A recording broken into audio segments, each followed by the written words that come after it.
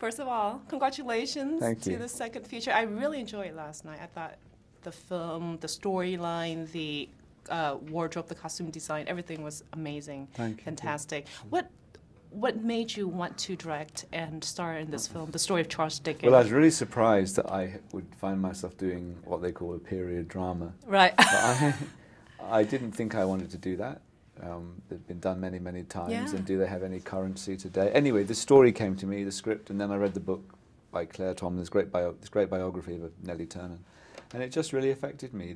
Here's this woman dealing with, looking for closure with a past life, a past love with Dickens. Yes. I mean, the film is in two strands. It's the story of how Nellie Turner finds closure with the memory of being the mistress of Dickens. Yes. And then the other part is how she came to be, the sequence of events which led her to accept being the kept woman in secret. So these two things run together. And speaking of her character, she seems like she's a very strong, intelligent woman. And it's interesting to see that she was against the fact that, you know, being a mistress to someone else at that time, but yet she couldn't control her love for this amazing man, that she's willing to give up everything just to be there for him. Yeah, well, I think, I mean, that scene where she goes to Wilkie Collins's house and is basically introduced by Dickens to a man living with a woman outside marriage, that would have been shocking at that time, and I'm sure that didn't happen, but it was a useful, imagined thing for us to show this audience what we're trying to, what I think Dickens probably was at war with himself about how he was going to accommodate Nellie in his life. And I think for her it must have been an extremely odd process of how she would find herself accepting the life which she did. She did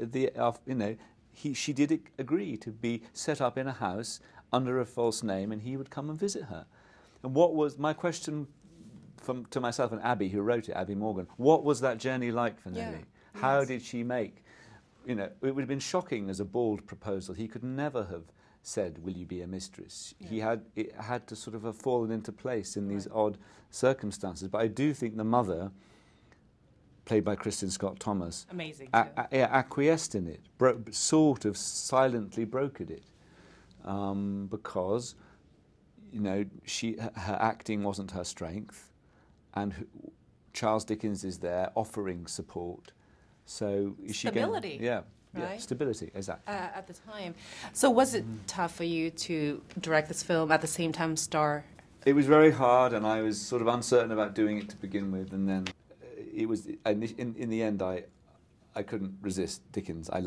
He's so charismatic, and I liked what Abby had written, and so I was in. But it was tough. I have to be honest. I really sympathize with his wife's character. Yeah. I mean, you know, they've been together for so long, had 10 children, and the scene where he has to ask the gentleman to build that wall. Yeah. I mean, the wood wall. That was very touching for me, because and then the scene where he had to go in public and say, you know, me and my wife are not together, and when you see her expression and how she reacts, for some reason I thought it was really sad. But of course, you're right. That was the right reaction. It's very cruel. You do feel for her. For her. Yeah, yes. for the wife. Yeah. And so no, Dickens didn't. So he was a little selfish, don't you think? How he approached that? Oh yeah, he was ruthless. So you're saying men at that time were ruthless? I'm not saying all men. I'm not going to make Dickens. I'm not going to make this a generalisation about all men. No. But I think Dickens was ruthless and was. I mean, you can call it selfish or whatever. I think what happens is people are in relationships. Sometimes they have to get out, and people leave, and it's cruel, and people's hearts are broken. In Dickens's case, it was particularly cruel because he sort of justified it in the newspaper. I mean, his sense of himself, his sense of his reputation was kind of, is a high degree of narcissism there, on Dick, you know, and you know, it was messy. It was messy. Yeah, it was really.